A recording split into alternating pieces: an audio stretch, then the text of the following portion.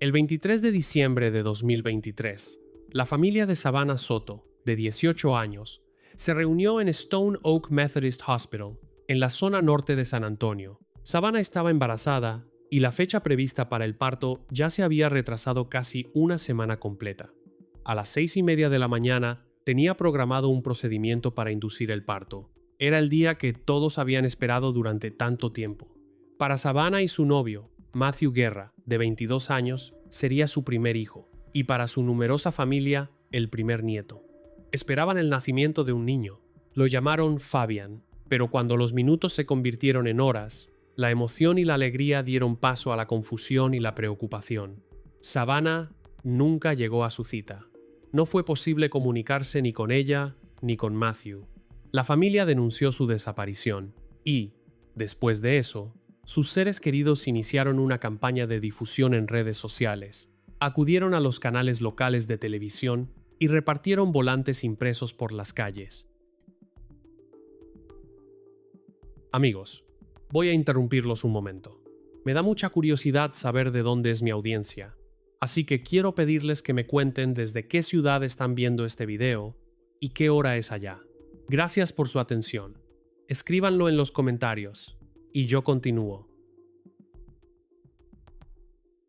Pray to God every day, every night, every day, every minute, every second of the day. We pray to God to bring her home safely, because we need her home to complete my family again.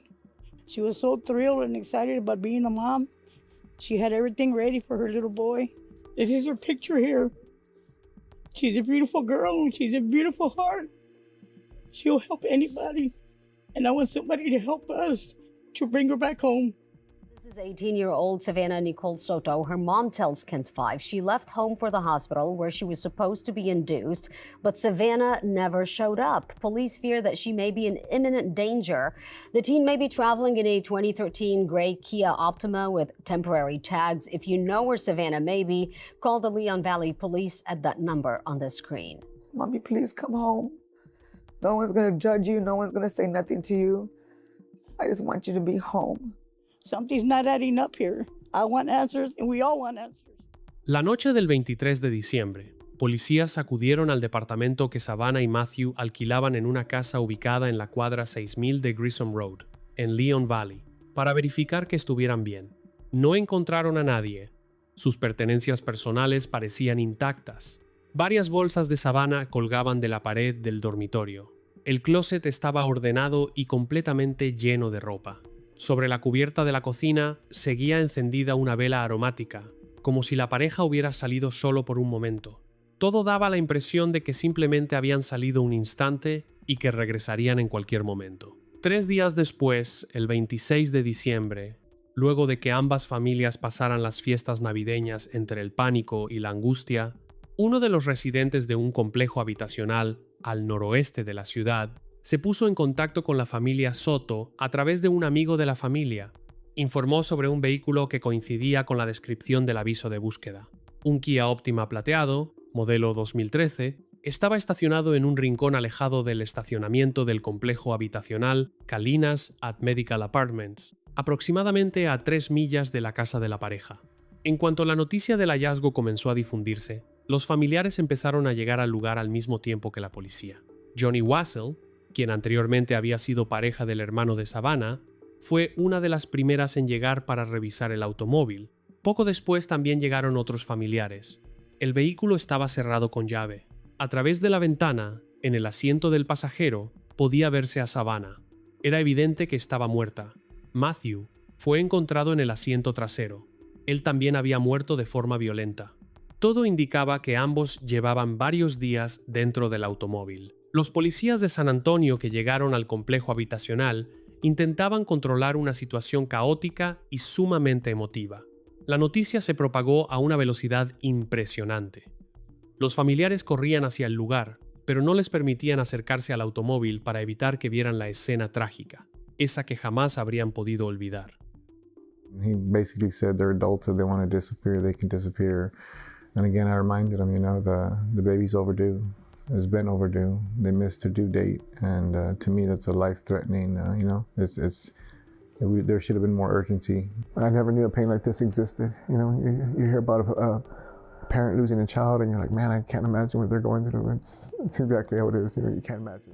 Cuando los paramédicos llegaron al lugar, tuvieron que romper una ventana para poder entrar al automóvil. En el interior, Savannah seguía sentada en posición vertical. En la parte posterior de la cabeza, justo en la base del cuello, tenía una herida de bala claramente visible. Sobre sus piernas había un asiento infantil para automóvil. El asiento no tenía rastros de sangre, pero debajo de él encontraron evidencia de las heridas que ella había sufrido. Esto indicaba que el asiento había sido colocado sobre sus piernas después de que le dispararan. Matthew estaba recostado en el asiento trasero. Tenía los pantalones bajados por debajo de la cintura, algo que probablemente ocurrió cuando arrastraron su cuerpo. Él también recibió un único disparo en la cabeza. La bala entró por el lado izquierdo. En el techo del automóvil, detrás del parasol sobre el asiento del conductor, encontraron un proyectil incrustado. Las manchas de sangre en el marco de la puerta del lado del conductor también indicaban que Matthew estaba al volante en el momento del disparo. En el asiento trasero encontraron un cartucho sin usar y un casquillo percutido, lo que ayudó a los investigadores a determinar el lugar donde probablemente se encontraba el tirador. No quedó ninguna arma dentro del automóvil. Mientras examinaban la escena, los detectives también notaron sangre en la parte interior de la rueda trasera del lado del conductor. Los análisis confirmaron que pertenecía a Matthew Guerra. Los investigadores plantearon la hipótesis de que, después del disparo mortal en la cabeza, Matthew fue sacado del asiento del conductor, apoyado brevemente contra la rueda del automóvil y luego levantado para colocarlo en el asiento trasero, donde finalmente fue encontrado. Junto a los pies de Savannah había un teléfono celular, pero casi no quedaban otros objetos de valor ni pertenencias personales. El bolso de Savannah había desaparecido. La cartera y las llaves de Matthew tampoco fueron encontradas. Sin embargo, en el asiento trasero había una cadena de oro. Los costosos anillos de Matthew, adornados con piedras preciosas, también habían desaparecido. What we're looking at right now is a very, very perplexing crime scene. El médico forense determinó que el único disparo que mató a Matthew fue realizado no solo a corta distancia, sino prácticamente a quemarropa. El característico anillo oscuro en su piel marcaba el lugar donde el cañón del arma había sido presionado firmemente contra su cabeza en el momento en que el tirador apretó el gatillo. En el caso de Savannah, lo más probable es que ni siquiera sospechara que estaba a punto de escucharse un disparo. No encontraron ninguna señal de que hubiera intentado defenderse. Lo más trágico es que, según los expertos, si se hubiera solicitado asistencia médica de inmediato, existía la posibilidad de salvarla a ella o a su hijo por nacer, Fabian. La pareja estaba increíblemente feliz cuando se enteró del embarazo y esperaba con ansias el inicio de una nueva etapa en sus vidas. Lamentablemente, no era la primera vez que la familia Soto atravesaba una tragedia tan devastadora. En mayo de 2023, menos de un año antes de que encontraran a Savannah, su hermano Ethan, de 15 años, también fue asesinado a tiros. Se trató de un homicidio por venganza relacionado con el robo de drogas. El asesino, Víctor Rivas, de 17 años, afirmó que el día anterior Ethan supuestamente le había robado drogas. Víctor hizo un acuerdo con una joven para que se reuniera con Ethan cerca de su casa. Era un plan deliberado para sacarlo de su hogar y llevarlo hasta un lugar donde pudiera ser asesinado. Más tarde, los investigadores describieron ese plan como una emboscada cuidadosamente preparada. Ethan fue trasladado de urgencia al hospital, pero posteriormente falleció. Destrozada por el dolor, la familia Soto decidió vengarse a su manera. Cuando Víctor Rivas compareció en el tribunal de Bexar County para una audiencia preliminar, varios miembros de la familia lo atacaron directamente dentro de la sala. Entre quienes lo golpearon estaba Matthew Guerra. No era la primera vez que Matthew recurría a la violencia. Para ese momento ya tenía un historial criminal cada vez más extenso, que incluía delitos que iban desde conducción peligrosa hasta agresiones. Al menos uno de los cargos estaba relacionado con su trato hacia Savannah, una agresión ocurrida un año antes. A pesar de su complicado pasado, los miembros de la familia insistían en que Savannah y Matthew eran verdaderamente felices. Con la llegada de su futuro hijo, según sus seres queridos, habían logrado superar sus dificultades y dejar todos los conflictos del pasado atrás.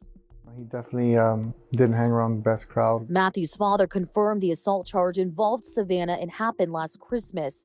But since then, he says they've been a happy couple living together in Leon Valley. They were inseparable. Was it the perfect relationship? No, but she definitely was not a prisoner there. Her and Matthew were both overjoyed and couldn't wait for Fabian's arrival. Después de que encontraran los cuerpos de la joven pareja, los investigadores regresaron al departamento de Grissom Road. Esta vez, se encontraron con una escena completamente distinta a la que habían visto unos días antes. Justo al lado de la entrada, los cojines del sofá estaban volteados y tirados por todas partes. En una esquina de la cocina, una planta de interior había sido derribada. Sobre la cubierta, donde, durante la primera inspección, los policías habían visto una vela aromática encendida, ahora había un recipiente de harina volcado. No había ninguna señal de que alguien hubiera intentado limpiar después de lo ocurrido. La rejilla de ventilación del techo había sido retirada. El dormitorio resultaba aún más inquietante. Los cajones de la cómoda estaban abiertos y la colección de bolsos de sabana, que antes colgaba ordenadamente de la pared, había desaparecido de su lugar. El closet, que anteriormente estaba perfectamente organizado y contenía la mayor parte de sus pertenencias, ahora estaba completamente revuelto. Los investigadores no encontraron señales de entrada forzada, y en ese momento era imposible determinar si faltaba algo del departamento. Sin embargo, quedó claro que alguien había entrado entre el 23 de diciembre, el día en que la pareja fue reportada como desaparecida y cuando la policía realizó la primera revisión, y el 28 de diciembre, 2 días después de que encontraran sus cuerpos. Quien entró al departamento claramente estaba buscando algo, un objeto específico o cualquier cosa de valor. Lo más probable era que esa persona tuviera una llave del lugar, posiblemente la misma que había sido tomada de la escena del crimen. No era un secreto para nadie que Matthew Guerra tenía dinero. Usaba costosas joyas de oro adornadas con piedras preciosas, con un valor de miles de dólares. Matthew y Savannah solían presumir su estilo de vida en redes sociales. Mientras Savannah mostraba orgullosamente su vientre de embarazo, Matthew posaba sosteniendo gruesos fajos de billetes. Sus perfiles de Instagram y Telegram eran todavía más provocadores. Matthew promocionaba abiertamente su negocio ilegal de venta de drogas, publicando colecciones de fotografías de la mercancía, alternándolas con imágenes de su costosa colección de joyas y armas de fuego. Los investigadores llegaron a la conclusión de que, después del asesinato, la pareja fue asaltada y les robaron sus pertenencias directamente del automóvil. Más tarde, alguien entró al departamento y lo registró minuciosamente. Cada vez había más indicios de que la forma en que Matthew presumía su estilo de vida en Internet convirtió a él y a su joven familia en el blanco de un robo y un asesinato. Las cámaras de seguridad cerca del complejo habitacional en Danny K. Drive captaron el momento en que el Kia plateado de Matthew entró al estacionamiento 1 minuto antes de la medianoche de la noche del 21 de diciembre. Aproximadamente 5 minutos después, una camioneta pickup ingresó detrás del Kia. Se detuvo brevemente, como si el conductor dudara si doblar hacia la esquina del complejo habitacional. En las imágenes podía verse que la tapa de la caja de carga de la pickup estaba mal colocada. Una cámara ubicada al otro lado del edificio registró cómo la pickup se acercó al Kia, que también redujo la velocidad para recibirla con los faros ya apagados. Después de que ambos vehículos se detuvieron por completo, el conductor de la pickup también apagó las luces. De la pickup descendió un hombre corpulento con una camiseta blanca. Habló brevemente con el conductor del Kia y luego sacó una toalla de la cabina. Parecía limpiar con ella varias partes de la carrocería del automóvil plateado. Después de ese breve encuentro, el Kia avanzó lentamente hacia la parte más alejada del estacionamiento, exactamente al lugar donde más tarde encontrarían los cuerpos de Matthew y Savannah.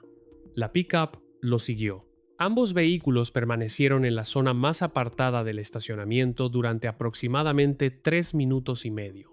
Allí no había cámaras que pudieran mostrar lo que ocurrió durante ese tiempo. Cuando la pickup volvió a aparecer en el campo de visión de las cámaras, la tapa de la caja de carga ya estaba correctamente colocada y ajustada a la carrocería. Después de eso, el vehículo abandonó el complejo habitacional. El Kia plateado, por supuesto, ya no salió detrás de él. Pero las cámaras de Danny K Drive no fueron las únicas testigos de aquella noche. El complejo habitacional donde vivían Matthew y Savannah también contaba con videovigilancia las 24 horas del día. A las 10:30 de la noche del día del asesinato, las cámaras captaron a Matthew saliendo hacia el estacionamiento. Se reunió con personas que llegaron primero en un Toyota Corolla y luego en un Mercedes. Después fue grabado regresando a su edificio. Llevaba el mismo conjunto deportivo con el que más tarde sería encontrado sin vida. También podían verse claramente sus anillos de oro y su cadena. Las grabaciones de los días siguientes resultaron igual de importantes. En ellas volvió a aparecer la ya conocida pickup. Entró al complejo y se estacionó demasiado lejos como para distinguir al conductor en la oscuridad. Sin embargo, la insinuación era más que evidente. El asesino había regresado para entrar al departamento de Matthew y Savannah, mientras sus amigos y familiares, desesperados, seguían buscándolos. Las cámaras, que solo se activaban con el movimiento, no registraron el momento en que el conductor dejó la pickup, pero sí grabaron su regreso. Los investigadores creen que utilizó la llave robada de Matthew para entrar al departamento. Según sus conclusiones, el presunto asesino pasó alrededor de 40 minutos revisando las pertenencias de la pareja antes de regresar a su vehículo y marcharse. La grabación decisiva, en la que el hombre corpulento con la camiseta blanca limpia la carrocería del Kia plateado, fue difundida por la policía con la esperanza de identificar al propietario de la pickup. A pesar de la gran cantidad de grabaciones, no fue posible distinguir la placa del vehículo. Sin embargo, el hombre de la camiseta blanca tenía, según dijeron los detectives, una apariencia muy característica, y estaban convencidos de que alguien terminaría reconociéndolo. Y así fue. La investigación condujo a las autoridades hasta la casa de Ramón Preciado, ubicada en Charlie Chan Drive, en San Antonio. Ramón, de 53 años, vivía allí junto con su esposa, Merda, y su hijo, Christopher, de 19 años. Cuando los investigadores llegaron a la vivienda, ya comprendían el papel que Ramón y, muy probablemente, su hijo habían desempeñado después de que se cometiera el doble asesinato. Sin embargo, el caso todavía guardaba varias incógnitas. A ambos integrantes de la familia Preciado les explicaron el motivo de la visita, y luego los separaron para que los detectives los interrogaran por separado. How do you say your last name? Preciado? Preciado? Preciado. Okay, Christopher. I was never good at that. Never. What's your middle name? Chris? You go by Chris or Christopher? Christopher les dijo a los detectives que conocía el caso por las noticias. Había visto el video que transmitió el canal local KSAT, en el que las cámaras de seguridad captaron a su padre, vestido con una camiseta blanca. Fuera de eso, según él, no sabía absolutamente nada. Is that your dad? Yes. Okay, well, I guess you know what this is all about. You don't have any idea why we're taking the trip? Why we're contacting these folks? What video are you referencing? Case I video, the one with The one with the pregnant girl? Or the missing? Okay. Desde el jardín delantero de la casa, los investigadores podían ver claramente las cámaras de vigilancia. Si funcionaban correctamente, sus grabaciones podían llenar muchos de los vacíos de la investigación. Lo que Christopher le había contado al detective resultó ser falso.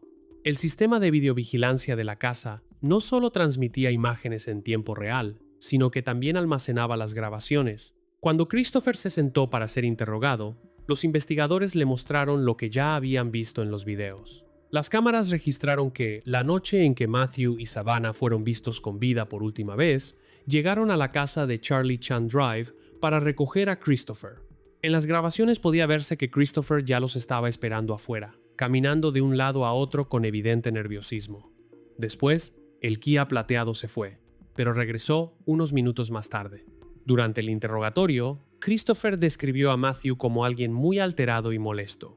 Según dijo, ese comportamiento lo hizo sentirse incómodo. Le explicó al detective que había visto el perfil de Matthew en Instagram y sabía que solía llevar un arma consigo.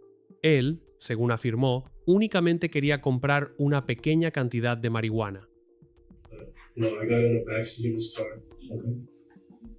And he was already agitated. He was like, come on, man, just get the fuck in. Just get the fuck in, bro. Come on, hurry up. Let's do this. Get out of here. So I was like, what? It was weird to me because that was the first time he's ever, like, told me to get in his car. Oh, okay. So that it was a normal way because he always just like this, pass it to me through the window. And then he just walks away. Okay.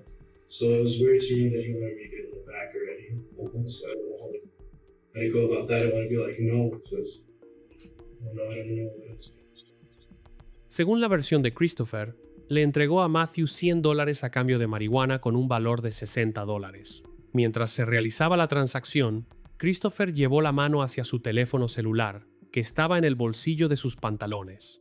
Según él, ese movimiento despertó las sospechas de Matthew. Christopher afirmó que el joven y adinerado vendedor de drogas probablemente estaba bajo los efectos de alguna sustancia. En su opinión, eso explicaba el estado de irritación de Matthew y su reacción agresiva cuando él simplemente intentó sacar su teléfono. He has like something right here where he has his gun. Yeah. And what he did was he was like already agitated with her, and he was just sitting there, and then all of a sudden he's like, man, bro, you know what? He was like, no, bro, just get the fuck out, bro, just get the fuck out. I was like, what are you talking about? You know? I was kind of confused. He was like, bro, just get the fuck out. And I'm like, why do you want me to get out? And I was like, whatever. I'm just like, I'm gonna take the loss. I don't want to. Yeah. So you already gave him money? Yeah, I already given him money.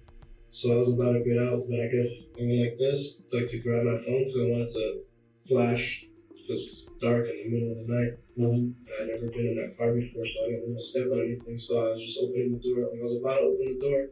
I like go like this with my phone. I try to turn the flash on, and then as soon as he does that, he reacts. He goes like this, and he pulls his little gun on me. Okay.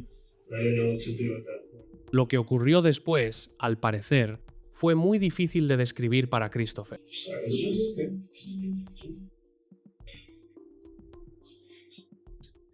Sorry.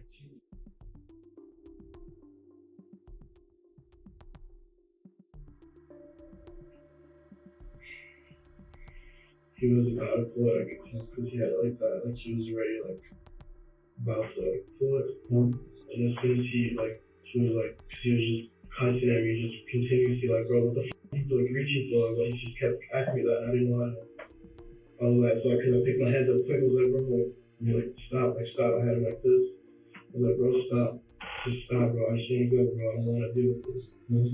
So after he did that, I could tell he was about to pull it on me. So it was like this pretty much in my face. So I go like that, and then he pulls it. Was it trigger? Okay. And then you went to the back seat. I'm in the back seat. So he's pointing at you, so it goes off in the back seat. Yes, well, not in the back seat. Like I push it because I don't want it in my face, you know, like this. So I go like that, and I kind of push it away, and I kind of duck down because I didn't want it to hit me. And he just went like that, and he started yelling, "Babe!" I didn't know he was yelling because I heard my ears were all ringing. Intentando apartar la pistola de Matthew, Christopher aseguró que empujó el arma con la palma de la mano justo en el momento en que Matthew tenía el dedo sobre el gatillo. Se escuchó un disparo.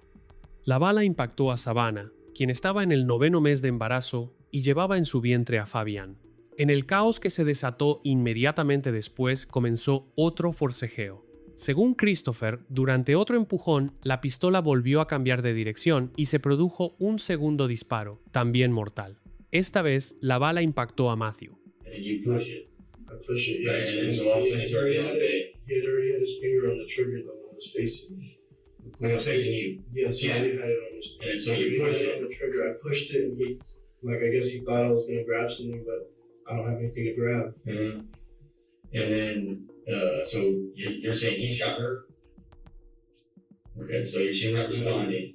And where's she bleeding from? It looked like she just started bleeding like right here. On the left side of her neck? Well, yeah. So obviously she's here, right? She has a light on her side. On her side, so it looks like she's bleeding on the left side of her neck. It looks like she's bleeding on the left side of her neck, and she's like he's just yelling, "Babe." Los detectives consideraban que el relato de Christopher tenía numerosos puntos difíciles de creer. Lo primero que llamó su atención fueron las evidentes contradicciones entre su versión y las pruebas físicas. Si el primer disparo hubiera ocurrido a causa de un empujón repentino por parte de Christopher, la bala habría impactado a Savannah de costado y no en la parte posterior de la cabeza. Además, la descripción de la herida que dio Christopher no coincidía con el lugar donde posteriormente encontraron rastros de sangre en su cuerpo y dentro del automóvil. Aún más difícil de explicar era su versión sobre cómo Matthew recibió el disparo mortal. La posición en la que, según Christopher, Matthew sostenía el arma en el momento del disparo era extremadamente complicada de reproducir, o quizás incluso imposible. He like faces towards me again, so I go like that. Okay. Like I push it instead of like that way, like I did the first time like that. He went like that. Okay, so it came towards him. Right. So if he's pointing his left hand at you, right. So I'm sitting in the driver's seat. Right. So this is the driver's seat. I'm turning this way. Right. I'm looking at the girl. Right. You're in the back seat behind me. Right. So I'm in the driver's seat. There's a female here. Right. In your back behind here. So he's pointing the weapon at you like this, right? So his hand, it's impossible to get that in. Right? No matter what you do, if I point it here, you're probably going to hit it. You sure as hell ain't hitting there. And the gun is not coming all the way this way, unless, like I said, unless you grab it and you put it to his head. I didn't even touch his gun. I just kept pushing his hand and pushing it away. Well, the only time I touched it, I guess, was when I went like that. Okay. Where did his gun go? I couldn't tell you. I think whenever it went like that, it kind of went like that and fell in your lap a little. Fell in her lap? So you fell in here, like the bottom. In the bottom seat? You didn't take it? Touched it because I didn't take it because I never touched it. Okay. So you never took the gun? Was the car locked? What do you mean? When you left, did you leave the car locked? No. I left it unlocked because I didn't know how else to deal with it. I just locked it? Left it. I told my dad to meet me on this side and pick me up. And then, well, you and your dad meet first, and your dad comes up to the car and talks comes to up you. to the car and tries to talk to me, and I'm like, just go over there real quick. He's like, did you steal this? Did you steal this? And I'm like, no, just go over there, And then that's when I go into the space. And then... Christopher intentó minimizar el papel de su padre, Ramón, insistiendo en que la noche en que fue a recogerlo después de los asesinatos, supuestamente ni siquiera miró dentro del automóvil. Según Christopher, Ramón no tenía la menor idea de lo que había ocurrido cuando llegó al complejo habitacional cerca de Medical Apartments para recoger a su hijo. Sin embargo, las grabaciones de las cámaras de vigilancia contaban una historia completamente distinta. En el video podía verse claramente cómo, durante la conversación en el estacionamiento, el hombre mayor se inclinaba hacia el interior del automóvil. Adentro, en el asiento del pasajero, Savannah Soto seguía sentada. El padre de su futuro hijo, Matthew, yacía en el asiento trasero. El 3 de enero de 2024, Christopher Preciado y su padre, Ramón, fueron arrestados y acusados. Why did you do it? Are you sorry for what happened? Did you know Savannah was 9 months? Did you know she was pregnant? Always fake news. Did you do it? Were you involved? So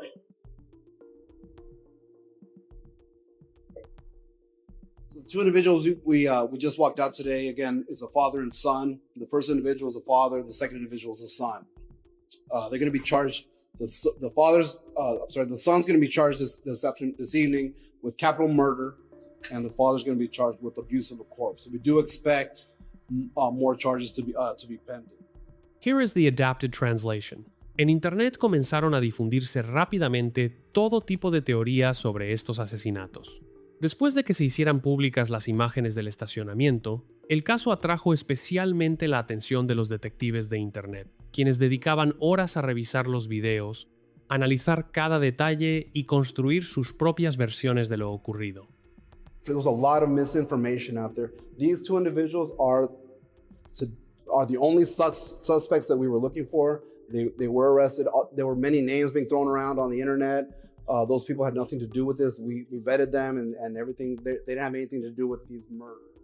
Uno de los temas más comentados entre los usuarios fue un momento de la grabación del estacionamiento en el que la toalla con la que Ramón limpiaba el automóvil parecía aparecer de repente sobre el asiento de la cabina de la pickup, como si alguien desde el asiento del pasajero se la hubiera lanzado al conductor. Eso dio origen a la teoría de que había una tercera persona dentro del vehículo. Y, de hecho, 7 días después de los primeros arrestos, los investigadores detuvieron a una persona más. Las grabaciones de las cámaras de vigilancia de la casa de la familia Preciado mostraban que, poco después de que Christopher se marchara en el Kia junto con Matthew y Savannah, Ramón Preciado caminó hacia su pickup. Justo detrás de él iba su esposa, Marta. Rita, as a mother, how may you be involved in this? Did you give everything for your son and the family? Do you have anything to say to these families? Did you give Christopher your gun used in this murder? Why did you do it? There was a lot of information on social media that there was a third individual involved. Our homicide detectives were aware of that. However, we were looking for enough probable cause to make that arrest and to present the best case forward to the DA's office. Today, that happened. They were able to develop enough evidence to charge 47-year-old Mirta Romanos. She is believed to be, I'm not sure exactly what the relationship is, but maybe a stepmother to Christopher, 19-year-old Christopher. She is being charged with 3 felonies. At this time, we're confident that there's no more suspects. At this time, we're confident that these were the 3 individuals that were involved in this case. Aunque Christopher seguía insistiendo en que había actuado en defensa propia, a medida que se acumulaban las pruebas, su versión resultaba cada vez menos convincente. El arma homicida, una pistola calibre .380 que, según Christopher, pertenecía a Matthew, fue encontrada en su casa, dentro de un armario cerrado con llave en la habitación de sus padres. Los policías solo pudieron acceder al armario después de amenazar con arrancar la puerta de sus bisagras. Fue precisamente en ese momento cuando Merda, de manera inesperada, encontró la llave, que hasta entonces supuestamente estaba desaparecida. How cooperative was she? I know there was a search warrant that was issued a few days ago. There was a search warrant, so they had the authority to go into that home. Today, I don't believe she said much. They matched her weapon to the ballistics. Right, that tampering with evidence, from what we understand, she stated that was her gun. So we do know that was her weapon. La pistola fue encontrada cargada con 2 cartuchos y, junto a ella, había un cargador lleno con otros 5. En total faltaban exactamente 3 balas, la misma cantidad que correspondía a los 2 disparos mortales y a otra bala encontrada junto al casquillo dentro del Kia plateado. El arma estaba registrada a nombre de una exnovia de Ramón Preciado. Ella les informó a los investigadores que, después de que terminó su relación con Ramón, su pistola desapareció sin dejar rastro. Christopher permaneció bajo custodia en la cárcel de Bexar County. La fianza fue fijada en $1 millón. Sus abogados presentaron en varias ocasiones solicitudes para reducir considerablemente el monto de la fianza, pero el tribunal las rechazó una y otra vez. Mientras la fiscalía se preparaba para el juicio, continuó fortaleciendo las pruebas en contra de Christopher. Según la acusación, su motivo era evidente. Los investigadores sostenían que quería apoderarse del dinero de Matthew y que estaba dispuesto a matar a Matthew, a Savannah y a Fabian para conseguirlo. Al día siguiente de los asesinatos, uno de los vecinos de Charlie Chan Drive, mientras paseaba a su perro, encontró $160 en efectivo sobre la entrada de la casa de la familia Preciado. Los billetes, arrugados, estaban manchados de sangre. Otra evidencia de gran importancia fue el historial de mensajes de Christopher y sus publicaciones en redes sociales. Unos días antes de los asesinatos, sus conversaciones con un conocido llamado Anthony demostraban que estaba desesperado por conseguir dinero para comprar autopartes que, evidentemente, no podía pagar. En un momento incluso ofreció 2 anillos como garantía. Describió uno como un anillo con el grabado 10K y el otro como un anillo con un gran rubí. Pocos días después de los asesinatos, un conocido de Christopher vendió en una casa de empeño local 2 anillos que coincidían exactamente con esa descripción, recibiendo $300 por ellos. Cuando las joyas fueron recuperadas, los investigadores confirmaron que pertenecían a Matthew Guerra. A medida que se acercaba la fecha del juicio contra Christopher, ambos padres fueron puestos en libertad. El primero en salir fue Ramón. Después de pasar 13 meses y medio en prisión, el monto de su fianza fue reducido a $450,000, lo que le permitió recuperar su libertad. Para sorpresa e indignación de las familias Guerra y Soto, poco tiempo después también fue liberada Marta Preciado, luego de que todos los cargos en su contra fueran retirados. Durante casi 2 años, la Fiscalía solicitó una y otra vez el aplazamiento del juicio, insistiendo en que necesitaba más tiempo para continuar con la investigación. Las pruebas para demostrar la participación de Marta resultaron insuficientes. En noviembre de 2025, después de pasar 22 meses bajo custodia, Marta fue puesta en libertad. How have the last 2 years been? How does it feel to be released from jail? How does it feel the last 2 years? Do you believe Christopher and Ramon are innocent? Do you have anything to say to the victims?